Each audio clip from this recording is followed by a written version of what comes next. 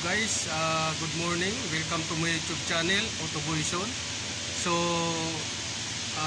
check natin guys yung ginawa natin kahapon na Dodge Ram 5.7 engine, Hemi V8. So, check natin yung issue tungkol doon sa concern ng may-ari na taking noise o clicking noise while engine cold start condition. Pero pagka uminit siya guys, nawawala na siya. So, check natin uli kung mayroon pa guys, tunog guys. So, tapos na natin na ikabit guys. Ngayon, check na lang natin guys para confirm natin kung mayroon pang tunog o wala na. Para may release na natin guys. So, tara guys. So, punta natin guys.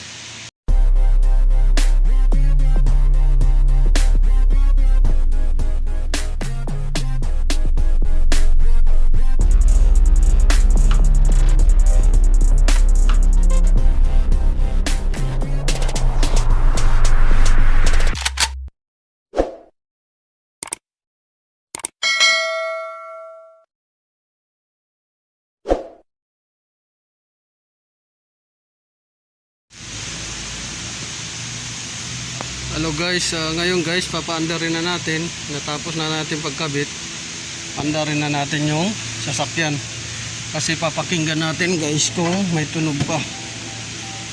So pasok tayo sa sasakyan, paandarin natin.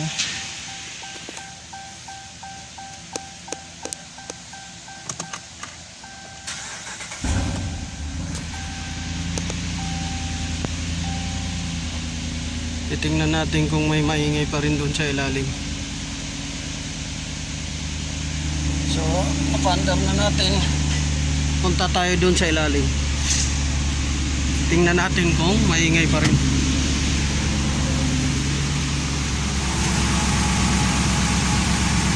Dito guys, walang ingay. Dati, tik tik tik tik tik, ganyan yan. Maingay.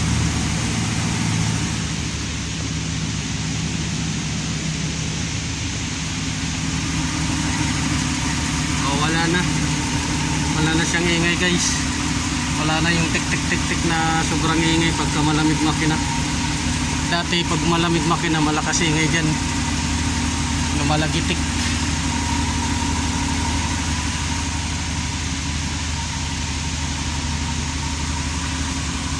Wala na siyang ingay.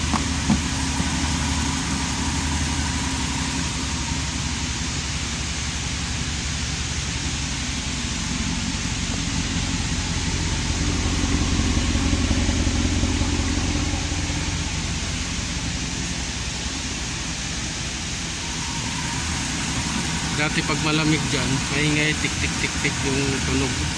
Ngayon wala nang lagitik.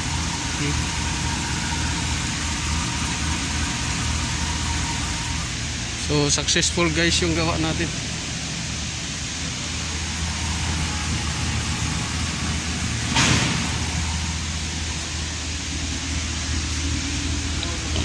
Morning.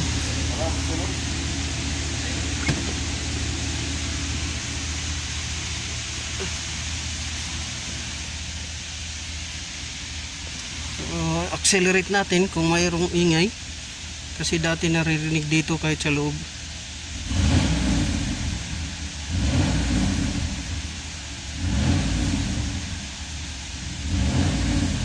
So wala na siya guys. So okay guys, yung gawa natin successful.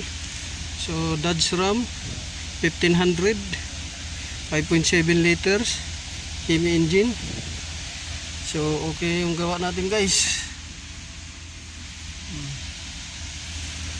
So pa-like, subscribe my YouTube channel guys, at saka pa-click na notification bell guys para updated kayo sa mga bagong video ko na gagawin.